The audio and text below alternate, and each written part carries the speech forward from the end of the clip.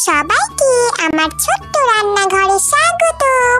আজকে আমরা বানাবো সেমাইয়ের কেক। তাই প্রথমেই চুলায় দিয়ে দিলাম একটা পাতিল, দেখো দিয়ে দিয়েছি। এবার এর মধ্যে পরিমাণ মতো পানি দিয়ে দিলাম।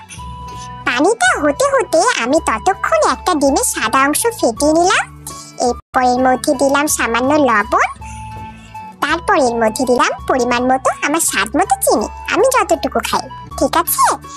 এবার এর মধ্যে দিলাম গুঁড়া দুধ, দেখো দিয়ে দিয়েছি।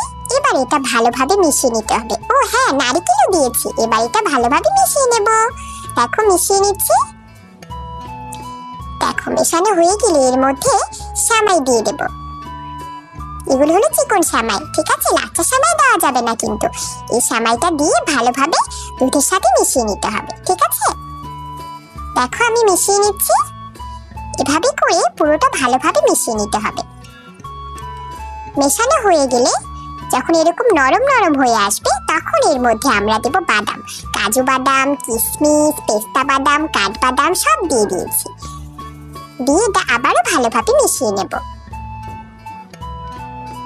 দেখো মেশানো হয়ে গেলে এভাবে রেখে এটা কিছুক্ষণের জন্য রেস্টে রেখে দিতে হবে, ঠিক আছে। এরপর চুলার মধ্যে আবারও একটা পাতিল দিয়ে তার মধ্যে দিলাম দুধ।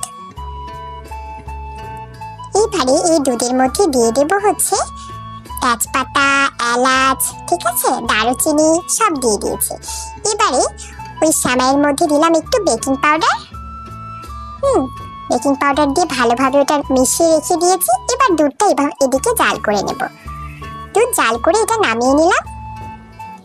এবার সেই সেমাইটা ছোট ছোট বাটিতে বাটিগুলোতে এভাবে একটু ঘি ব্রাশ করে নিতে হবে। ব্রাশ করে নিয়ে এই বাটির মধ্যে আমি সেমাইগুলো রেখে দেব। অল্প অল্প করে পরিমাণ মতো করে দেব, বেশি দেওয়া যাবে না, ঠিক আছে। দেখো আমি দিয়ে দিয়েছি। এভাবে করে আস্তে আস্তে সুন্দর করে দিয়ে দিতে হবে। হয়ে গেলে উপর দিয়ে দিব একটু কাজু বাদাম আর কাঠবাদাম দিয়ে এটা সেই পাতিলটার উপরে ভাপে দিতে হবে। দেখো ঢাকনা দিয়ে দিলাম।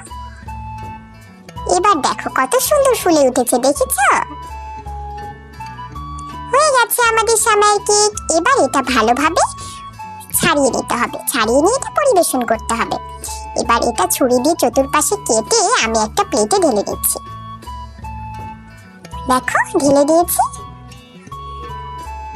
এই তো, এবার এটা মাঝখান থেকে একটু কেটে নেব, 4-5 টুকরো করে নেব। এটা কিন্তু এখনো শেষ হয়নি, আরো বাকি আছে, দেখো। এবার এগুলো টুকরো টুকরো করে উপর দিয়ে ওই যে দুধ বানিয়ে রেখেছিলাম, ঘন করা দুধ, সেটা উপর দিয়ে সুন্দর করে দিয়ে দেব। রেডি আমার সেমাইয়ের কেক। অনেক মজা হয়েছিল খেতে, তোমরাও বাসায় বানিয়ে খাবে।